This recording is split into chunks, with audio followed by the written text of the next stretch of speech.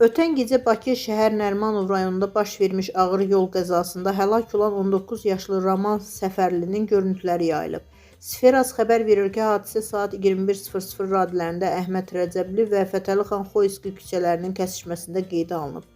1994-cü il təvəllüdlü Tural Cəmşidoğlu Şərifzadənin sürdüyü Renault Megane markalı avtomobillə 2007-ci il təvəllüdlü Ramal Elnuroğlu Səfərlinin idarə etdiyi Honda FX32 markalı motosikletin toqquşması nəticəsində sonuncu vəfat edib.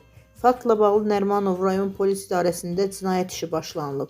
Daxili İşlər Nazirliyinin Nəqliyyatı İntellektual İdarəetmə Mərkəzi hadisənin görüntülərini yayıb. Görüntülərdən motosikletin işıqlarının yanmadığı və sürətlə hərəkət etdiyi məlum olur.